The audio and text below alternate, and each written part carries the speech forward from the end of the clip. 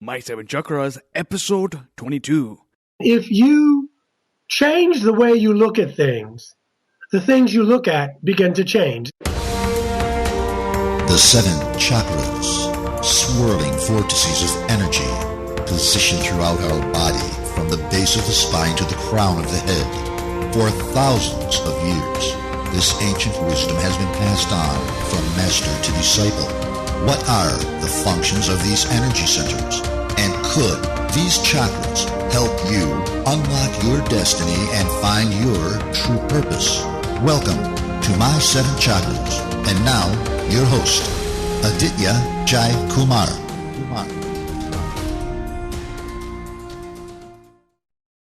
So good morning, listeners. This is your host, AJ, and I'm excited to bring you our featured guest today, Reverend Michael Carter.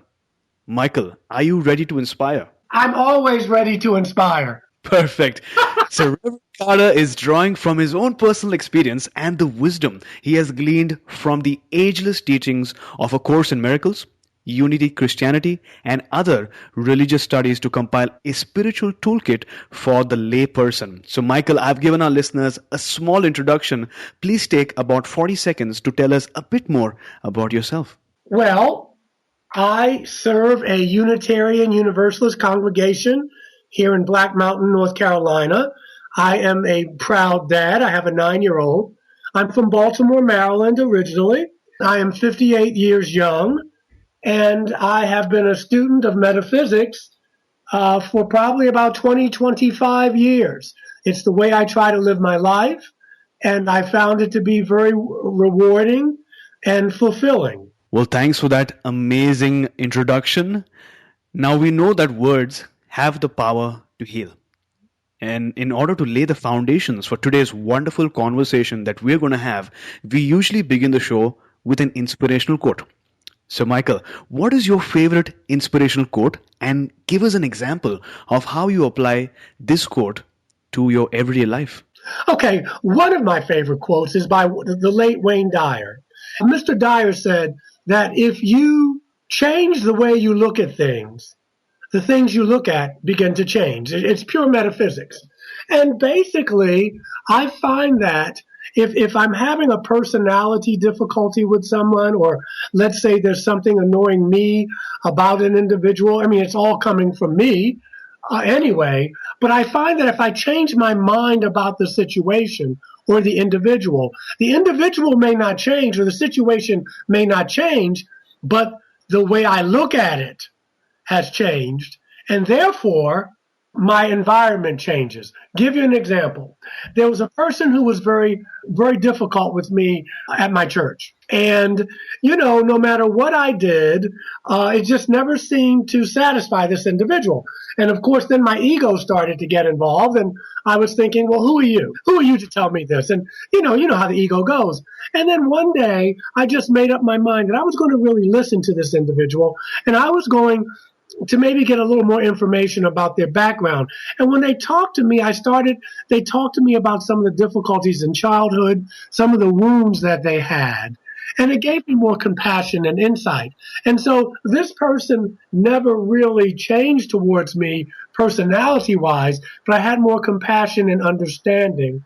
And therefore, they weren't an annoyance to me anymore. Well, thanks a lot. There you go, listeners. Don't always seek to change the world around you. Sometimes it's really powerful when you change the way you look at things, because when you do so, the things you look at change. They do. As you shared. They really do. There's another quote I'll just tell you very quickly. It's by Rumi. It's by the poet Rumi. And he says, when I was younger and clever, I wanted to change the world. But now that I'm older, I realized I just need to change myself. Well, that is phenomenal. Thanks a lot for sharing these two powerful quotes with us today. And with these powerful thoughts, let us begin today's show. So, Michael, do you like visiting the mountains once in a while? I live right in them. I can look out from my door and see them. I have some Cherokee blood in me, some Native American blood. And of course, this part of the country was Cherokee land before the European came. Mm-hmm. And the Cherokee Reservation is about 45 minutes from me. So I'm very blessed I'm surrounded by mountains here in Asheville, North Carolina. Beautiful.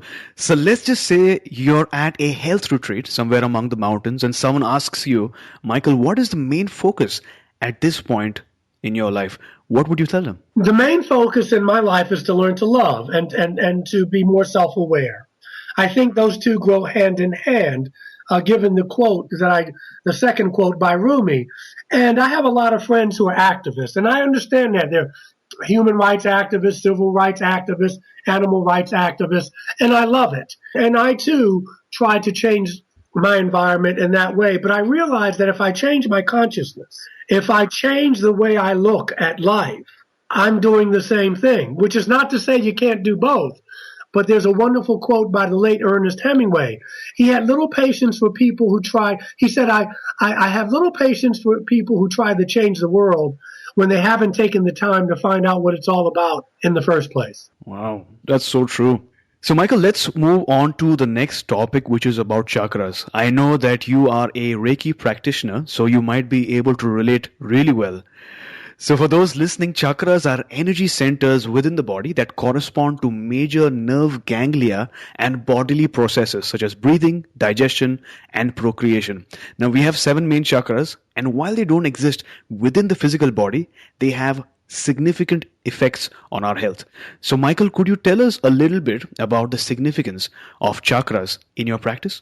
Well, great question. I work with a lot of healers, more experienced than me, I would imagine. They've been doing it longer. But I realize that these chakras, now some clairvoyants claim that they can actually see the chakras, which are like little wheels. And I use them because to me, they're power points in the body.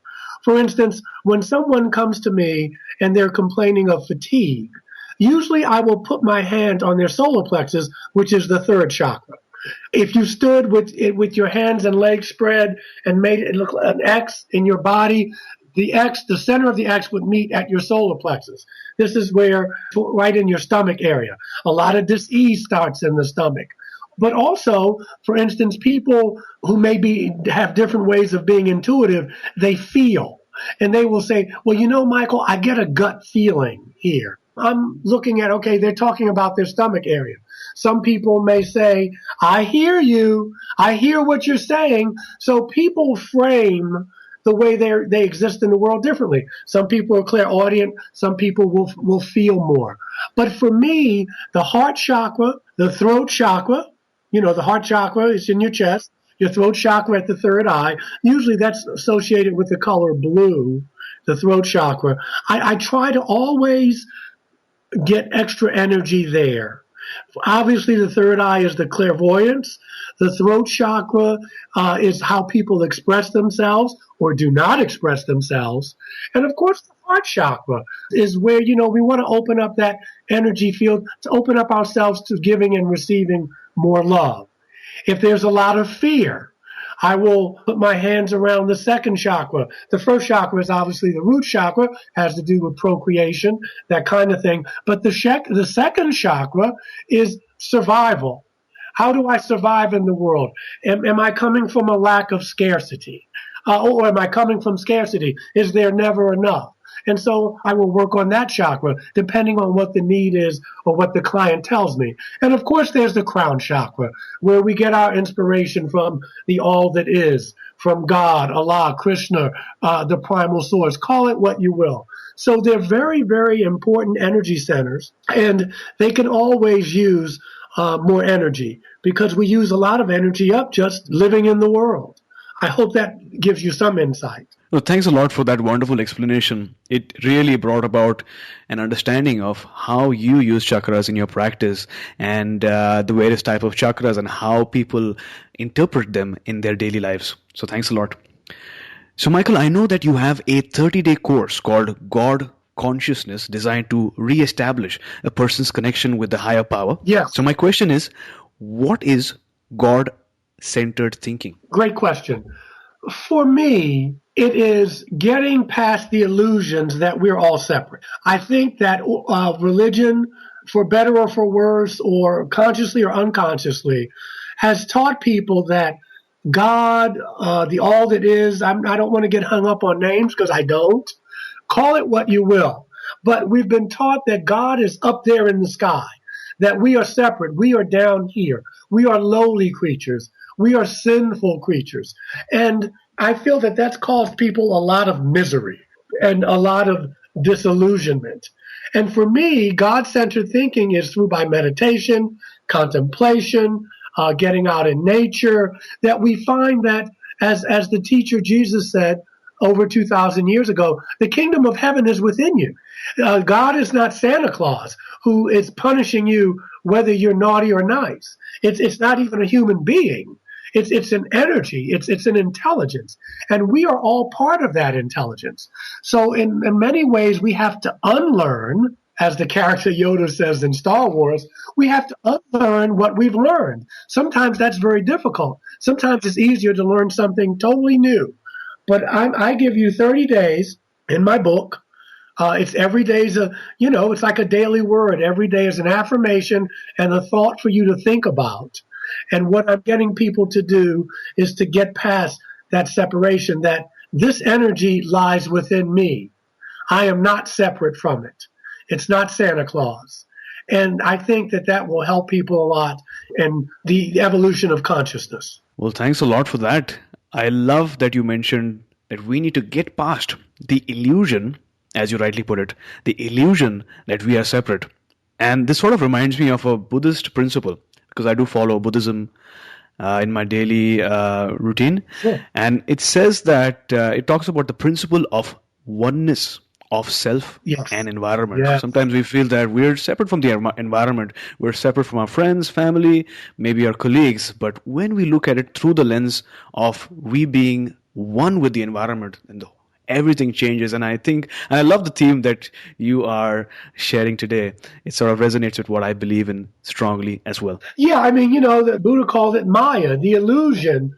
And so one of my favorite movies is The Matrix, and at least the first Matrix movie. And, it was about to me, it was really an updated version of Hindu metaphysics, that we live in this world of Maya, of illusion, of separateness. There's not enough love to go around. There's scarcity. There's not enough money to go around. There's not enough of anything to go around. If you get more, then that means it's less for me. And on a spiritual level, that's simply not true. The universe, the cosmos is abundant. And we've been taught that there's not enough. And so we have to we have to unlearn that this is really not true. I completely agree that there has to be a transition, a change in everyone's perspective. And I'm really intrigued by your 30-day course. Could you take us through this 30-day journey toward God-centered thinking? In other words, what happens to this person at each phase of this journey? Well, I'll tell you, it depends on the individual, where they are in their practice. But it's almost like the Course in Miracles. It's a spiritual psychotherapy. We all know that effect is the last level of manifestation, which means that it starts inside of us. So, in the East, they call it karma. Here we call it cause and effect. But everything starts from inside. And so what I'm trying to get people is to change their thoughts.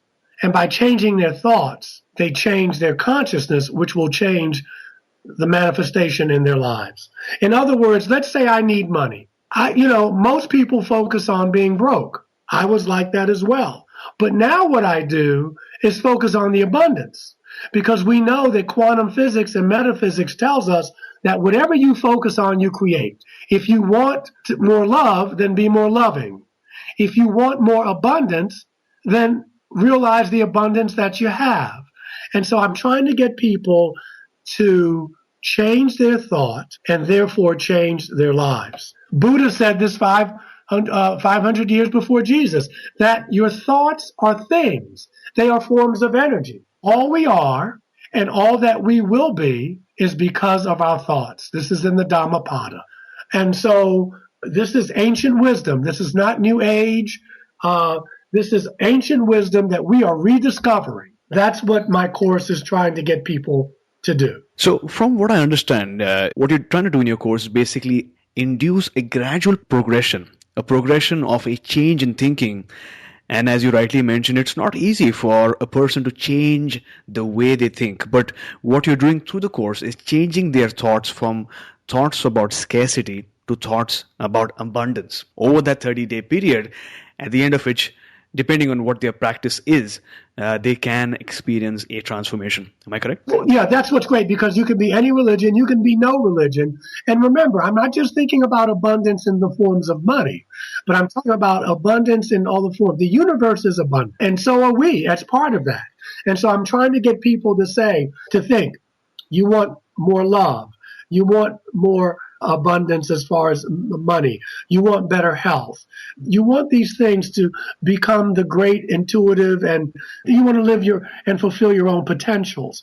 Well, the only way to do that is through changing the way you see the world. Remember the quote at the beginning from Dr. Dyer: if I change the way I look at things, the things I look at begin to change. Well, thanks for that. Now, in your book, Michael, you mentioned that on December 28th, 1989, you encountered off-world intelligences for the very first time. So my question is, what exactly happened on that fateful day? If you can take us to that very instant and tell us the story behind it. Yes, that was in my first book called Alien Scriptures, Extraterrestrials in the Holy Bible. What had happened was, at that time, a girlfriend who became my first wife years ago, we went to the pyramids at Chichen Itza and Tulum on the Yucatan Peninsula in Mexico. And you must remember, I wasn't a Star Trek person. I wasn't into science fiction at all. As a matter of fact, I didn't even believe in life on other worlds. So I came back and I went to a party that evening. No alcohol was consumed. I didn't want to go, but I was tired, but I wanted to show off my tan. I just came back from 85, 90 degrees. In New York, it was freezing. And so I went to the party. I stayed for about 90 minutes.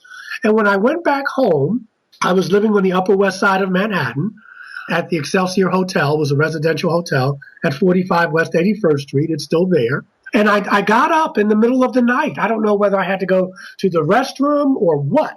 But when I got up, I looked, and my whole room was lit up with this tremendous bright light. But actually, it was kind of a cobalt blue, but it lit up my whole bedroom. My girlfriend at the time would not wake up, or could not wake up, and there was a being at the edge of my bed who was chalk white in color, had the big pear-shaped head and the black eyes that we see now, that tells us about some species of off-world intelligences. They don't all look like that. And he had on a jumpsuit that was very tight-fitting, and it was like aluminum foil. That was the color of it. And I looked at him, and he looked at me, and I thought my heart was going to burst from fear. And so I pulled the cover up over my head. And then I heard this sound, whoosh, swoosh. And I felt the temperature change as if I was outside of my room. I was so cold, and I said to my mind was trying to register all this. And it felt like I was outside. I pulled the cover down, and no one was there. No one was there. It's very strange. So what happened was, this started happening twice a month. I noticed that every full and new moon, I would get a visit from these beings, and I would be paralyzed. I couldn't move in my bed, but they would show me pictures of what they were trying to tell me. And at this time, I started really studying metaphysics, really studying existential philosophy, religion. It was almost like they were driving me or forcing me to do this. And I went to a psychiatrist because, to be honest with you, I thought I was losing my mind. And I wasn't losing my mind. And then someone showed me, and people can get the book and read more about it. Someone told me about a support group for people like me who were having these experiences. And so I won't give you the whole thing, but people can buy the book. And it continued to happen. The last visit I had was 2 years ago. Sometimes they'll come to me in my meditations, but the last physical visit where someone was in my room that could touch me and I could touch them. That was about 2 years ago. And so when we talk about is there life on other dimensions and other planets, I say yes, no question. Hmm. So in a way, it seems as if they were trying to support you Yes. on your journey and trying to communicate something with you. You're right, brother, because see, I know people who've had these experiences and they've had very frightening and traumatic. And I want to be clear. I'm not saying that those beings don't exist who will do that. Just like there are human beings who are more evolved and there are human beings who are less evolved. Well, it's the same thing all through the cosmos. I know that my life got better. That's not to say I didn't have problems and challenges like everybody does, but I could love more. My heart opened up more. I really started caring more about the earth. I really started seeing past these illusions of separateness. But the only thing is that, when the student is ready, the teacher will appear. I was raised in a Bible tradition that was very literal, and there were people who were saved and there were people who were not saved. But that didn't fit anymore. And so I had to change the way that I lived. I had to change the way that I thought. And so I got into metaphysics and healing and psychic studies and, training my intuition. So it really changed. Aside from the birth of my daughter, this was the most important thing that's happened in my life. Those two events have made me the person that I am today. Wow, I'm literally having goosebumps right now. And it's obvious that this particular encounter kickstarted your spiritual journey. Yes. But my question is, what were you doing before you began this journey? Well, I was an actor in New York. I was leading a very ego-driven life. Not that there's anything more wrong with that, but I wanted, I wanted to serve. And I couldn't serve being an actor because 99% of all actors are unemployed every given day. People don't realize that most actors are not working. They're waiters. They're doing other jobs that they need to do until they get their so-called big break. And I just got tired of doing that. But what I did was I used the skills that I learned as an actor, public speaking, how to get a message across, storytelling. And I became a clergy person, which I've probably done in other lifetimes. And so I use those skills. Tomorrow morning, I'm doing a sermon on letting go. And I use those public speaking skills to reach my audience and to encourage them to not look outside themselves for their greatness, for their potentiality, but to look inside. Well, thanks for that. So, Michael, let's assume that a person listening to the show right now has decided to embark on this magnificent journey of reestablishing their connection with the higher power by accessing God consciousness. What are some of the benefits that a person could obtain from pursuing this 30-day practice? Now, I want you to break down these benefits into short-term, immediate benefits, and then the long-term as well, if you could. Okay, I'll do that. And I do that in the book as well. For me, the benefits are inner peace, that when everything is going on around you, the storms of life will not affect you because you will always be centered. You will not get overly excited and overly emotional. You will be a more authentic person, a more compassionate and loving, and I think most of all, a more forgiving person, that you will be living your life from your essence as opposed to your personality, because the personality is really the false self that we've been taught to have.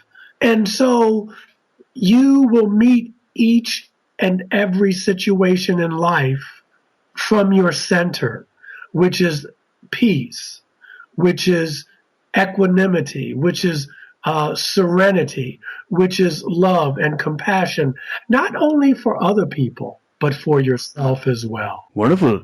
And those are some really transformational benefits that I'm sure everyone would love to experience. But there's nothing more inspiring than a real life example. So what is your most inspiring client success story till date? Well, I touched on it at the beginning of the program that I just see things differently. I'm no longer the victim of my life. Yes, there are things that happen, but many times I have to realize that I co-create my life. I'm a powerful individual. And so if I look at things in my life as lessons, as opposed to problems, or at being a victim. Why is this happening to me? The Buddha talks about it again. And she did this to me. He did that to me. Life is too short for that. I try to look at, what did I do? Where is my culpability? How can I be different? And then my life changes. The way I look at life changes. If I woke up this morning and go, oh God, it's a rainy day, and which it is, and then I read the paper, oh, look what Putin is doing, look what Obama's doing, look what's happening in the Middle East, and then I'll drink some coffee, and I'll pour that on top of it. Guess what? I'm not going to have a good day. But I get up, and I go, I got another day at life. I am alive, I am healthy, this is an adventure. Let's see what life brings me today. Well, which of those two people you think are going to have the better day? The second one. Yes. And I'm not talking about living with my head in the sand. Yes, there are problems in the world. There are troubles, but I'm not here to save the world. I'm here to take care of my part of the garden. And that's why the serenity prayer from the 12 steps is so powerful, about give me the courage to change the things I can, and give me the wisdom to know the difference. I'm not here to put out every fire. I'm here to do what I can do and be satisfied with that. Well, that is powerful. And what you said reminds me of the compound effect, which says that small improvements, small lessons, small things are the key to long-term results. In other words, it is clear that in order to see the massive results, the person who has begun this 30-day practice has to take action every single day and do all of this, as you mentioned, without holding any grudges and forgiving, which is sometimes not an easy thing to do. No, remember, it's a process, not an event. Exactly. There's no there. It's a lifelong journey. Mm-hmm. And so, but it is worth it. It's worth the journey. Remember, Gandhi says that everything we do may be insignificant, but we must do it anyway. A lot of people think that in order for me to make a difference, I have to be Dr. King. I have to be Mother Teresa. I have to be Krishna. I have to be... No. That may not be where you're called to do this lifetime. It may be just treating your neighbor as you would treat yourself. It may be going out and feeding the homeless on Thanksgiving. It may be buying a gift for someone on Christmas who you don't know. Whatever it is, it doesn't have to be grandiose. All of us are called to do different things. Dr. King had his mission. Gandhi had his mission. That's not everybody's mission, but we all have something to contribute. Thanks a lot for that. Now, Michael, at this stage of our show, I usually ask our guests for one health tip, something simple and small that a person can try immediately to improve his or her health. So what is that one highly beneficial health tip or advice that you could share with our audience? That if you can, spend some time in nature. Take off your shoes and get the earth under your feet. Get out near some water. Let the earth speak to you. Sit under a tree. Meditate under a tree. Let those energies, because we're so cut off from the earth because of technology. True. And so, because remember, it will give you peace of mind. The other thing I would do, you only asked for one, but I will give one more. Sure. Try to go a whole day without giving people advice. Unless someone asks you what they should do, because a lot of us are so busy giving advice or giving our energy to other people that we can use that for ourselves. It's hard enough to live our own lives, much less tell people how they can live theirs. Now, you want to talk about something difficult, just try to go 24 hours. If someone starts talking to you about a problem, then say to them, I'm just going to listen. Mm-hmm. And now it's hard for me to do but I do it. I'm a minister. And most people come to me with their problems and they may set up appointments with me. But what I do is I will say to them, do you want me to listen or do you want me to suggest? Many times people don't even know what they want. They haven't even thought it through themselves.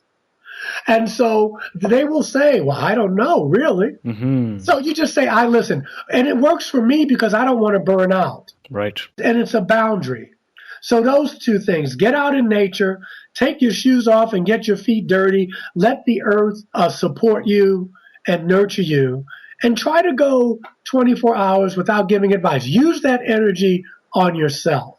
I think those two things will take away stress, and you'll get to see how much energy you expend on getting involved in other people's problems when you could use that energy to work on some of yours. Well, thanks for those priceless nuggets of wisdom. Now, Randy Pausch once said that the brick walls are there for a reason.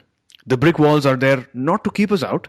The brick walls are there to give us a chance to show how badly we want something and to stop the people who don't want it badly enough. And this is going to be the central theme for the next phase of our show, which is all about a major challenge or a learning moment. So, Michael, could you tell us about a time when you were faced by a major challenge or a barrier? Take us to that moment. Tell us what you were feeling at that very instant, and then how did you overcome that challenge? I was in a relationship once with someone, and this was my fault. I saw some signs. I saw some red flags, some yellow flags, but I thought I could change them, which was a big mistake. Several years down the line, the relationship actually did break up, but the barrier was, for me, I was trying to change this person, and I was asking them to do something that they couldn't do, and that was to connect more, to communicate more. But it was a barrier. It took me years. And the obstacle for me, how I got over it was, I took some therapy. I did my meditation. I really started doing some self-searching. And the barrier was, you can't change people. We say we know that, but it's one thing to know it in your head, but to actually do it. But the other thing was that I had to look at the relationship for what it was, not the way I thought it should be. A lot of us do magical thinking, and we see only what we want to see. And so the obstacle was, Michael, you have to grow up. And a grown-up sees things as they are, not the way they wish they could be.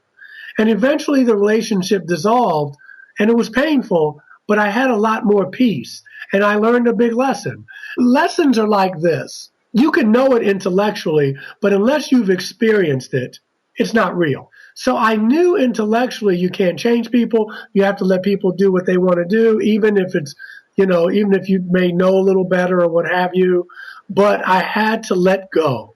That was the obstacle. I had to let go.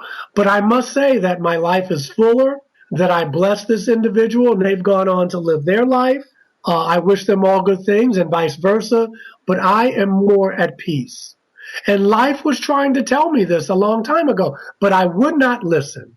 And the way life works is life will let you keep going until you learn your lesson. So looking back now, what is that one major life lesson you would want our listeners to take away from your story?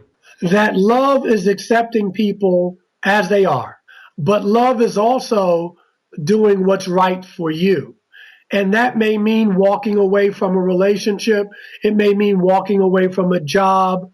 It may mean walking away from family. The adage is love your neighbor as yourself. But we don't look at the last couple words, as yourself. And if you don't really love yourself, you can never really love me. So first off, thank you for sharing your precious life lessons with us and allowing us to learn from your experiences. I know going back to a moment of challenge is never easy. But because you did, our listeners will have one more reason to take action. So thanks a lot for that. You're very welcome. So Michael, as they say, the darkest hour of the night comes just before the dawn. We are now moving on to the next portion of our show, which is all about finding your true calling or your true purpose. So listeners, the Merriam-Webster Dictionary defines a calling as a strong inner impulse toward a particular course of action, especially when accompanied by conviction of divine influence. So in case you haven't found your calling yet, just have faith, because you never know who you might meet and how they might influence you. So my question to you, Michael, have you found your calling? If yes, what is your calling? Most definitely. My calling in this lifetime was to be a teacher and to model the message. Not only to give the message, but to be the message. And that means I will make mistakes. I'm a human being. But My message is that we are all coming from the same source, and that what I do to you, I do to myself. What I do to the earth, I do to myself. And I just spread that message. It may come in different form, but it's about losing this sense of separateness because it will destroy us. It is destroying us. And so that is my message, to be the teacher. But also, the old saying goes, those who teach, what they teach is the lesson they most need to learn themselves. And so it's not like I'm up on a pedestal and, oh, let me tell you about this. Oh, because I'm so together. No. I'm learning as well. So I'm sure you agree, Michael, that life is about magical moments. That one promotion, that one client, that one lottery that can literally change your life. So what is that one moment that you can share with our listeners beyond which you knew without a doubt that this is what you were meant to do? I think it was when I met the off-world intelligences that they gave me a broader view of what I'm about, what life is about, that I'm more than just this brown body that I have, and that one day that will go, but I will always exist. And as I said at the outcome, being a parent, being a father, it's the greatest joy that I could ever experience. I mean, here is someone that I would literally give my life for. And I am very fortunate to have had both these experiences. The experiences, the mystical experiences with the off-world intelligences was not easy because people thought I was crazy, and they still probably do. But because of shows like Ancient Aliens, which is on the History Channel that I've been on, people talk, the Pope is talking about extraterrestrial intelligence. It's almost like the world is ready now. But at the beginning, 20 years ago, when I was talking about this, it was tough. But I'm glad I did. I'm glad I hung in there. And I feel very blessed. Well, thanks so much, Michael, for sharing your priceless magical moments with us. And like all things come to an end, we have reached the final round, which is called the wisdom round, where I will ask you a series of questions and you will respond with nuggets of wisdom, just like in a rapid fire round. And during this round, our listeners will get to listen to nuggets of wisdom, get inspired, and obtain actionable steps that they can take right away. So, Michael, are you ready? Yes. What is the best advice you have ever received? To keep my side of the street clean. It's a 12-step saying that I'm responsible for my life and let other people live theirs. Perfect. At My 7 Chakras, we strongly believe that great habits can dramatically enhance the quality of your life. So if you had to recommend a personal habit that contributes to your well-being, what would it be? Meditation. So Michael, describe the first 2 hours of your day. What is your morning ritual? I get up in the morning, I read some poetry. I always try to read something beautiful. I listen to some ministers' uplifting messages. I meditate, I do yoga, or either go to the gym and swim. I pray, and then I hit the office, and I am ready to start my day. I do that every day. I am centered. The first thing I do is not turn on the news or turn on the TV. The first thing I do is say thank you for the day, read some literature, listen to some uplifting messages, maybe read some poetry, meditate, pray, and get out the door. Perfect. Now we know that reading books can be transformational. If you could recommend one book that changed your life, what would it be? The one book that changed my life. Wow.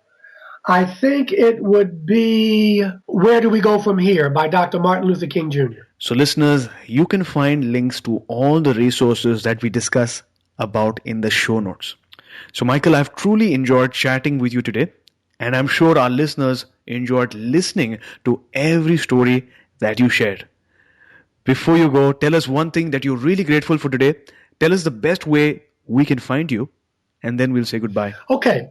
I'm grateful that you gave me the time to get my message out, and hopefully I'll get a link from you, and I'd like to spread this good news. You can get my books on Amazon or Barnes & Nobles. It's in Nook, Kindle, and paperback. And I wish you, Mr. J. Kumar, many many blessings and peace. So, Michael, thanks a lot for coming to our show today and taking our listeners one step closer to a human revolution. Blessings to you, my friend. Namaste. You were listening to My Seven Chakras. Go to mysevenchakras.com. Download your free gift, get inspired, and take action. Transform your life today.